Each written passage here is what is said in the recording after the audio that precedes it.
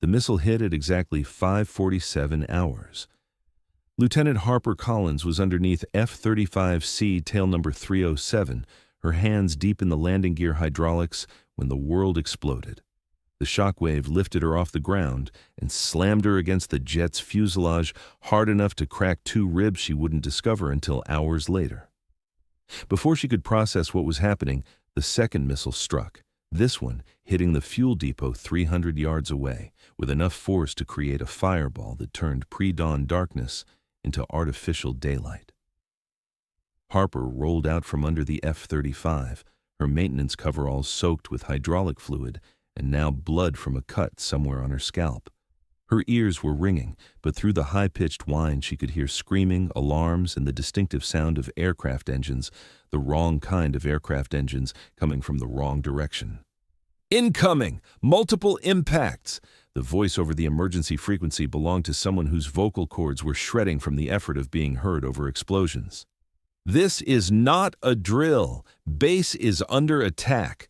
Harper's combat training kicked in, the training that nobody at Naval Air Station Oceana knew she had, the training from a previous life that officially didn't exist in any personnel file accessible to base command. She processed the tactical situation with speed that came from experience most people assumed she didn't possess. Primary fuel depot, destroyed. That wasn't random. Someone wanted these jets grounded, which meant the next target would be either the backup fuel supply or the maintenance hangar disintegrated in a massive explosion that sent twisted metal spinning through the air like deadly shrapnel. Harper threw herself flat as debris rained down around her, feeling the heat wash over her back even from 200 yards away. Or the maintenance facilities. This was a coordinated strike designed to destroy the base's ability to launch fighters. She pulled herself up and saw them, 6 dark shapes against the dawn sky, flying in tight formation with the kind of precision that screamed professional military training. Even at 3 miles distance, Harper recognized the distinctive profile. Sukhoi Su-57 Felons, Russia's 5th-generation stealth fighters that weren't supposed to be anywhere near American airspace. "Where's the combat air patrol?" Someone was screaming into a radio. "Where's our air defense?" Harper knew the answer before anyone said it. The cap had been intentionally scheduled light this morning. Budget constraints, training rotations, the usual bureaucratic reasons that looked criminally negligent when enemy fighters were actually attacking. There were supposed to be 4 F-35s airborne at all times. This morning there had been 2, and those 2 were currently 70 miles away, chasing what had probably been a deliberate decoy. "Get pilots to the ready room!" Senior Chief Jackson Torres was shouting, blood streaming from a gash on his forehead. Torres was the senior enlisted maintainer on the flight line, a 20-year veteran who'd seen combat in 3 different wars and wasn't easily rattled. The fact that his voice carried an edge of panic told Harper exactly how bad the situation was. "Ready room's gone, Chief." Petty Officer Ryan Mitchell appeared through the smoke, his uniform singed and his face showing the kind of shock that came from watching people die. "Direct hit. 7 pilots down. Medics are trying to—" His voice broke. "Chief, most of them aren't going to make it." Torres's face went white. Without pilots, the 12 F-35s sitting on the flight line fully armed and fueled were nothing but expensive targets, and the Su-57s were lining up for their attack runs, probably planning to strafe the grounded fighters and turn this flight line into a scrapyard. That's when Harper looked at F-35 tail number 307, the jet she'd literally just finished inspecting, fully fueled, fully armed with 6 AIM-120D AMRAAM missiles and 4 AIM-9X Sidewinder missiles, all systems green. She'd personally verified everything in the pre-flight inspection she'd completed minutes before the attack began. The jet was perfect, ready to fly. All it needed was a pilot. Harper made a decision that would either save the base or destroy her career, assuming she survived the next 10 minutes to have a career to destroy. She ripped off her maintenance coveralls. Underneath, she wore what she'd worn every day for the past 6 months, despite regulations that said she shouldn't. A flight suit. Old habits from her previous life, the life where she'd been Lieutenant Harper Collins, naval aviator with over 500 flight hours in FA, 18 Super Hornets, and F-35C Lightning IIs.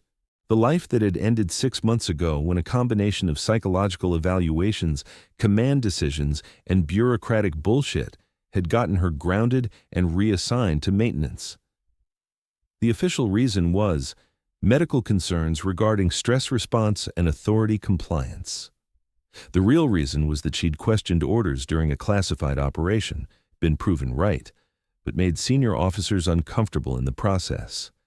Harper had spent 6 months with a wrench in her hand instead of a stick, working on the most advanced fighters in the world, but forbidden from flying them. She'd told herself she'd accepted it. She'd told herself she'd moved on. She'd been lying. Collins, what the hell are you doing? Torres had spotted her sprinting toward the F-35, and his expression showed confusion rapidly transitioning to alarm. Getting this jet in the air. Harper grabbed the ladder and started climbing, her body remembering the movements even after 6 months away from the cockpit. "You're not a pilot. You're maintenance. Chief, check my classified personnel file." Harper was already in the cockpit, her hands moving through the startup sequence with the kind of automatic precision that you couldn't fake. "I've got over 500 hours in F-35s. I'm qualified on this aircraft, and I'm the only pilot on this flight line who isn't dead or unconscious." Torres stared at her for exactly 3 seconds, 1 second to process what she'd said, 1 second to look at her hands moving through the pre-flight with professional competence, and 1 second to watch another explosion send flames shooting 200 feet into the air as the fuel trucks detonated. The Su-57s were 2 miles out and closing. If they reached weapons range of the grounded F-35s, the entire fighter wing would be destroyed before backup could arrive from the other bases. "Tower, this is Torres!" The senior chief was already on his radio, making a call that would either get him commended or court-martialed. "F-35 tail number 307 is launching with Lieutenant Collins at the controls. She's qualified. It's in her classified file. We need her in the air now." "Negative." The voice belonged to Captain Diana Morrison, the air boss, and it carried the kind of authority that came from 30 years of naval aviation experience. "Collins is not cleared for flight operations. She's been grounded for... She's either flying that jet, or we're watching 6 enemy fighters turn this entire flight line into burning wreckage." Torres cut her off, which was probably the first time in his career he'd interrupted a captain mid-sentence. "Your call, ma'am, but make it in the next 10 seconds or there won't be a base left to argue about." Harper didn't wait for permission. Her hands completed the startup sequence, and the Pratt & Whitney F-135 engine spooled up with a sound like controlled thunder that she'd missed more than she'd ever admitted to anyone, including herself. The F-35 systems came online with familiar displays that felt like coming home after a long, painful exile.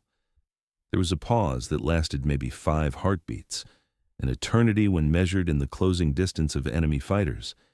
And then Captain Morrison's voice came through Harper's helmet, tight with the knowledge that she was approving something that violated multiple regulations. 307, you are cleared for immediate emergency takeoff." Morrison's voice carried layers of meaning, authorization, warning, and something that might have been understanding. "Proceed on heading 090, weapons free on hostile aircraft. And Collins, bring my fighter back in one piece or don't bring it back at all." "Tower, copy all," Harper replied, her hands already advancing the throttle. 307 is rolling. The F-35 surged forward with 43,000 pounds of thrust. Harper felt the familiar sensation of acceleration pressing her back into the ejection seat, felt the way the aircraft responded to her inputs like an extension of her own nervous system. This was what she'd been missing.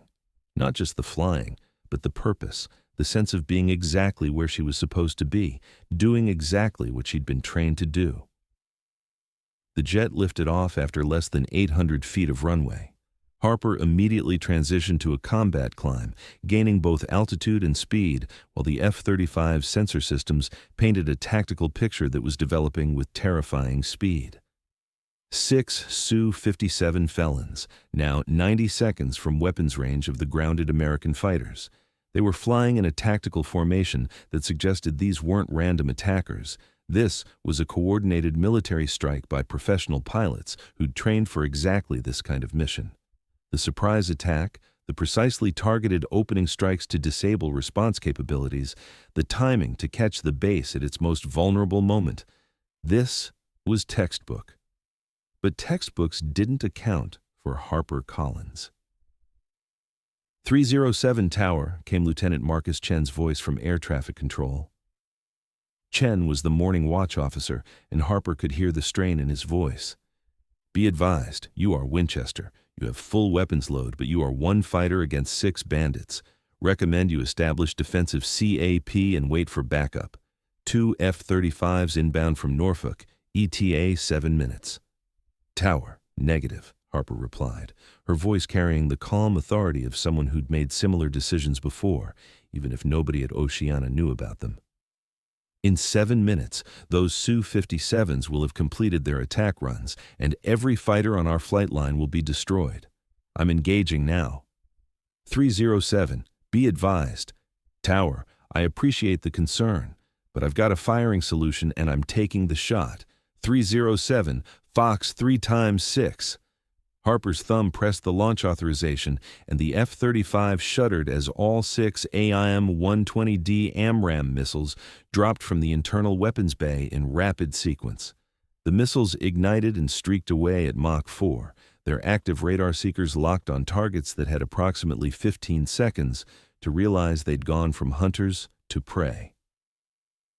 The lead Su-57 pilot must have had excellent situational awareness because Harper saw him brake hard right immediately, deploying chaff while his wingman broke left in a textbook defensive split.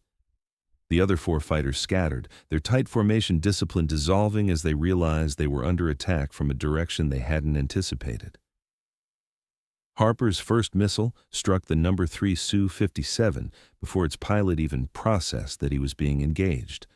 The Russian fighter exploded in a fireball visible even in the growing daylight, debris tumbling toward the ocean 5 miles offshore. Her second missile hit the No. 5 fighter as it attempted a defensive dive. Another explosion, another kill, another enemy pilot who'd probably never even seen the F-35 that killed him. Stealth technology at its finest. But the remaining 4 Su-57 pilots were good. They defeated Harper's other 4 missiles with a combination of hard maneuvering, electronic warfare jamming, and perfectly timed chaff deployment that confused the missile's radar seekers enough to cause them to miss or detonate early. 2 kills, 4 missiles expended, 4 very angry enemy fighters who now knew exactly where Harper was and were maneuvering to return the favor. 307 Tower, Captain Morrison's voice carried a tone Harper couldn't quite identify, somewhere between impressed and terrified. Splash 2 confirmed, but you've got 4 bandits maneuvering to engage, and you're Winchester on long-range missiles. Recommend? Tower, with respect. If I break off now, those fighters complete their attack run on the base, Harper interrupted, already maneuvering the F-35 into a position where she could employ her 4 remaining AIM-9X Sidewinder missiles. I'm staying in the fight. She rolled the F-35 inverted and pulled through into a split-S maneuver that traded altitude for speed and positioning. The jet responded with the kind of precision that justified its enormous price tag, sophisticated fly-by-wire controls compensating for maneuvers that would have torn the wings off older aircraft designs. Suddenly, Harper was diving toward 2 Su-57s that had been trying to flank her position. The Russian pilots saw her coming. It was impossible to miss a fighter jet diving at you from above, and they reacted with the kind of professional competence you'd expect from pilots selected for a deep penetration strike on American soil. But Harper had already achieved a firing position that the F-35's helmet-mounted display system confirmed with a solid tone that meant the missile was looking at exactly what she was looking at. 307, Fox 2! Harper called, launching an AIM-9X Sidewinder at the nearest Su-57. The missile came off the rail and immediately began tracking, its infrared seeker locked onto the hot exhaust of the Russian fighter's engines. The Su-57 pilot deployed flares, burning magnesium designed to confuse infrared-guided missiles, but the AIM-9X's advanced seeker had been specifically designed to defeat such countermeasures. It ignored the flares and struck the Su-57's left engine with devastating effect. Harper watched through her sensor displays as the Russian fighter began breaking apart, structural failure cascading as the damaged engine tore itself from the airframe. The pilot ejected at the last possible second, his parachute deploying just before his aircraft disintegrated completely. 3 kills. But the engagement was far from over. The remaining 3 Su-57s weren't running. They were fighting, and they were angry. Harper found herself in a swirling dogfight that would have looked insane to observers on the ground. Aircraft pulling 9G turns, deploying countermeasures, maneuvering for firing positions at speeds that exceeded the sound barrier. A missile lock warning screamed in Harper's helmet, the distinctive tone that meant someone had achieved a firing solution and she had seconds to live unless she did something immediately. She yanked the F-35 into a high G turn that pushed her body into the seat with crushing force, the G-suit inflating around her legs and abdomen to prevent blood from pooling away from her brain. She grunted through the anti-G straining maneuver, tensing her leg and stomach muscles to force blood back toward her head, while simultaneously deploying chaff and flares. The Russian missile, probably an R-77M air-to-air weapon, detonated 80 feet behind her. Close enough that shrapnel rattled against the F-35's armored skin with sounds like deadly hail. Close enough that warning lights lit up on Harper's display, showing minor damage to the tail section, but not close enough to cause critical systems failure. Harper reversed her turn with a violence that made the F-35's airframe groan in protest.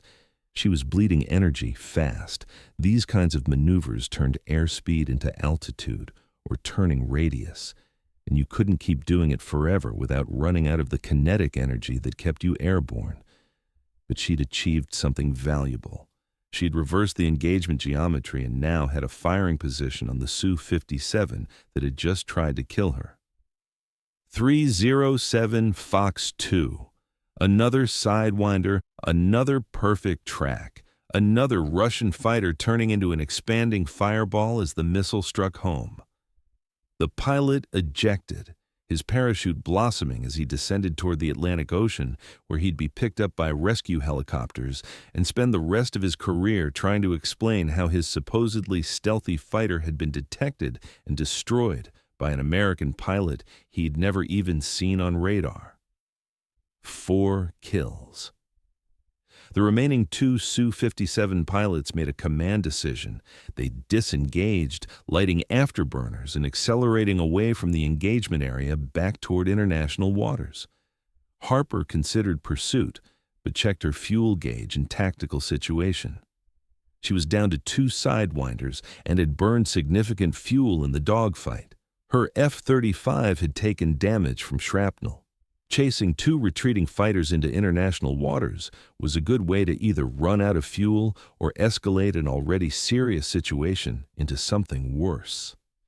307 Tower, Morrison's voice came through, and now Harper could definitely identify the tone, respect mixed with disbelief.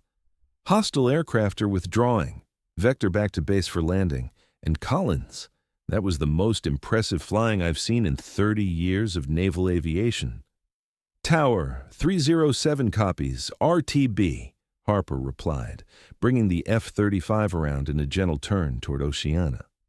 Through her canopy, she could see the smoke rising from the base where fires were still burning from the initial attack. Emergency vehicles with flashing lights swarmed across the flight line, and she could see personnel working to move the undamaged fighters to protective revetments. The landing was textbook, despite Harper's hands shaking from combat adrenaline. She taxied to the flight line, where what looked like half the base had gathered. Seemed like everyone who wasn't actively fighting fires or treating wounded had turned out to watch the maintenance officer bring back the fighter she'd stolen during an enemy attack. Harper shut down the F-35 systems and sat in the cockpit for a long moment, letting her breathing return to normal and processing what had just happened. She just shot down 4 Russian fighters in her first combat engagement after being grounded for 6 months. She'd violated approximately 20 regulations by taking off without proper authorization. She'd probably started an international incident, and she'd do it again in a heartbeat because that's what the situation had required. She popped the canopy and climbed out to find Senior Chief Torres waiting at the base of the ladder, along with Captain Morrison and what appeared to be every officer on the base who was still conscious and mobile. Torres was grinning despite the blood that had dried on his face from his shrapnel wound. "Lieutenant Collins, that was either the bravest or the craziest thing I've ever seen a naval officer do. Possibly both." "Chief, I was just doing what needed to be done," Harper replied, standing at attention despite her body's protests. 2 cracked ribs, various contusions, and the mother of all adrenaline crashes competing to make her collapse right there on the tarmac. "At ease, Lieutenant," Captain Morrison said, and her expression was complex. Anger and relief and respect, all competing for dominance. "You just violated so many regulations that I literally don't know where to start with the paperwork. You took off without proper authorization, you engaged enemy aircraft without command approval, and you flew a combat mission while officially grounded from flight operations." "Yes, ma'am," Harper replied. "I accept full responsibility for my actions." "I'm not finished," Morrison continued. "You also saved this base from what would have been catastrophic damage. Those Su-57s would have destroyed every fighter on the ground if you hadn't gotten airborne. You shot down 4 enemy aircraft in a 6-to-1 engagement, and you did it in an aircraft you weren't supposed to be flying, wearing a flight suit you weren't supposed to have, using skills you allegedly didn't possess." Morrison paused, and when she spoke again, her voice had softened slightly. "Lieutenant Collins, someone made a serious mistake when they grounded you. Today you proved that mistake almost cost us everything. Effective immediately, your maintenance assignment is terminated, and you're reinstated to full flight status. You're going back to the fighter wing where you should have been all along." Harper felt something release in her chest, tension she'd been carrying for 6 months without fully acknowledging it. "Thank you, ma'am."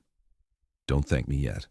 You're going to spend the next month in debriefings with people whose security clearances require security clearances. You're going to explain exactly why you were grounded, what happened during those classified operations nobody wants to talk about, and why we should trust you in a cockpit again despite your authority issues." "I understand, ma'am." The debriefings were exactly as unpleasant as promised.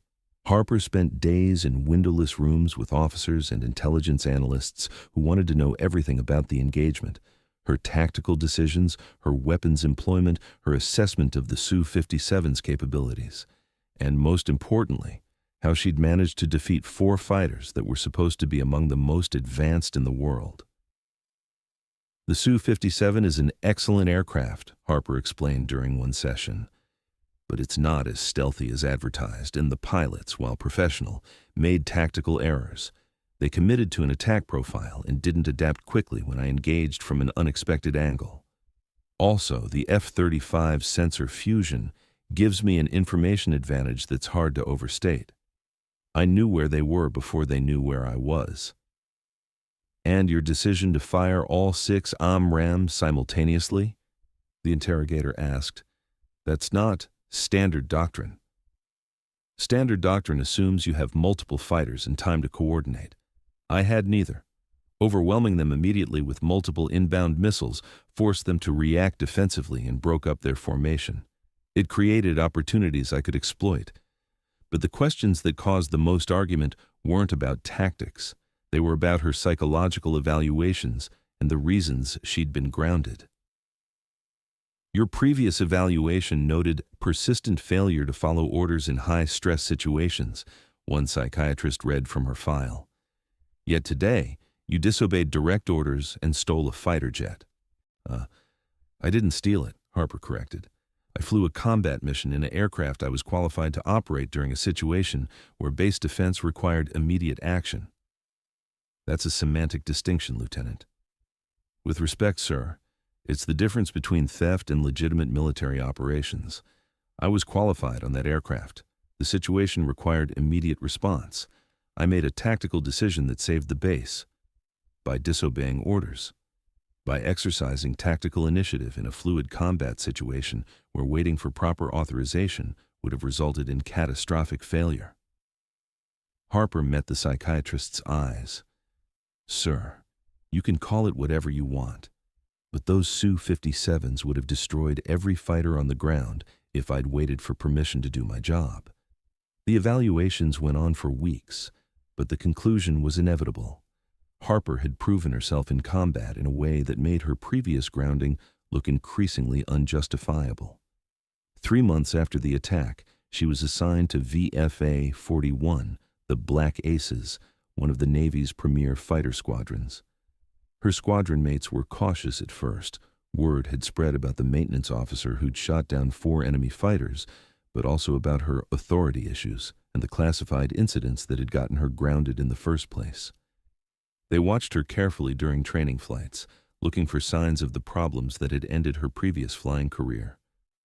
What they saw instead was a pilot who flew with precision and professionalism, who knew the F-35 systems better than most pilots, because she'd literally been taking them apart and putting them back together for 6 months. Her tactical awareness was exceptional, her weapons employment was textbook, and she had a gift for reading developing situations and making good decisions under pressure. You know what's funny? Her wingman, Lieutenant Jake Falcon Torres, no relation to Senior Chief Torres, said after a particularly challenging training mission. For someone with authority issues, you're the most by-the-book pilot I've ever flown with. That's because there's a difference between following stupid orders and following tactical doctrine, Harper replied. When the orders make sense and serve the mission, I follow them perfectly. When they don't, I speak up. That's what got me grounded. I questioned a stupid order during a classified op. Turned out I was right, but I made a senior officer look bad. And today, you saved a base by disobeying orders. Today I made a tactical decision during a fluid combat situation. There's a difference. Over the following months, Harper flew combat missions that weren't supposed to officially exist. Operations over contested territories where American fighters were not present, despite the fact that she was definitely there, definitely flying an F-35, and definitely engaging enemy aircraft when they threatened American interests. She added 4 more kills to her record over those months. 2 Chinese J-20 Mighty Dragons over the South China Sea during an operation that never happened, and 2 more Russian Su-57s over Eastern Europe during an engagement that officially didn't involve American forces. 8 total kills. It made her one of the most successful fighter pilots in the modern era, with a combat record that would have made her famous if any of it had been publicly acknowledged. But Harper wasn't in it for fame. She was in it because this was what she was built to do: fly fighters, defend American interests, and make the tactical decisions that needed to be made when situations went sideways, and command was too far away to approve every action. You know, Commander Sarah Vance, her squadron commander, said during one debrief, most pilots with your record would be giving interviews and writing books. Most of my missions are classified, ma'am, Harper replied. Hard to write a book about operations that officially didn't happen. Fair point. Vance studied her for a moment. You ever regret the path that got you here? The grounding, the maintenance assignment, all of it? Harper considered the question honestly. I regret the time I lost. 6 months when I should have been flying, but wasn't. But the rest? She shook her head. I learned a lot working maintenance. I understand these jets in ways most pilots don't. And when the situation required it, I was ready to step up because I'd never really stopped being a fighter pilot. I was just temporarily assigned to a different job. That was Harper Collins in a nutshell. They'd tried to make her something she wasn't, a maintenance officer, someone who fixed jets instead of flying them. They'd grounded her for authority issues, when what she really had was the ability to recognize when orders were wrong and the courage to say so. Then, enemy fighters had attacked, and everyone discovered that you couldn't turn a fighter pilot into something else just by changing her job description. The instincts, the training, the fundamental nature of who she was that couldn't be filed away or reassigned. They thought she was ground crew, They saw the maintenance coveralls, the grease stains, the hydraulic fluid, and they assumed she was just someone who fixed jets. They had no idea that underneath those coveralls was a flight suit, and underneath that flight suit was a warrior who'd been temporarily misassigned but never actually stopped being what she was born to be. Harper proved that on the day she climbed into an F-35, while the base burned around her and made the choice to fight, despite being outnumbered, despite violating regulations, despite all the reasons she supposedly shouldn't. She proved it again over the following months, adding to a combat record that was classified but impressive, showing that she wasn't someone who'd gotten lucky once. She was a consistently exceptional pilot who belonged exactly where she was. 8 enemy jets eliminated, 4 Russian Su-57s, 2 Chinese J-20, and 2 more Su-57s. All in engagements where she'd been outnumbered and outgunned on paper, but had won through superior training, tactical awareness, and the kind of aggressive competence that defined the best fighter pilots in the world. They thought she was ground crew. They were wrong. She was always a fighter pilot. They'd just forgotten that for 6 months, and it took an enemy attack to remind everyone of the truth. Some people are born to fly. Some people are born to fight. Harper Collins was born to do both, and no amount of paperwork, psychological evaluations, or administrative reassignment could change that fundamental fact. She was exactly where she belonged, in a cockpit, flying fighters, defending American skies, and everyone who'd tried to make her something else had learned an expensive lesson about the difference between job titles and actual capability. The wolf doesn't stop being a wolf just because you put it in a cage, and the fighter pilot doesn't stop being a fighter pilot just because you take away her jet. Harper Collins proved that truth every single day. They thought she was ground crew. They learned otherwise, and the enemy fighters she eliminated learned it too late. 2 years after that morning when she'd climbed into F-35 tail number 307, Harper stood in the hangar at Naval Air Station Oceana, watching a new group of maintenance personnel work on the fighters. She'd been promoted to lieutenant commander and was now the squadron's maintenance officer and a combat pilot, the first person in naval aviation to hold both positions simultaneously. A young petty officer approached nervously. "Ma'am, I heard you used to be maintenance before you flew combat. Is that true?" Harper smiled, remembering the hydraulic fluid and grease stains, the 6 months when everyone thought she was just a wrench turner. "It's true. I spent 6 months working on these jets before I got back in the cockpit." "Did it help? Knowing how the systems work?"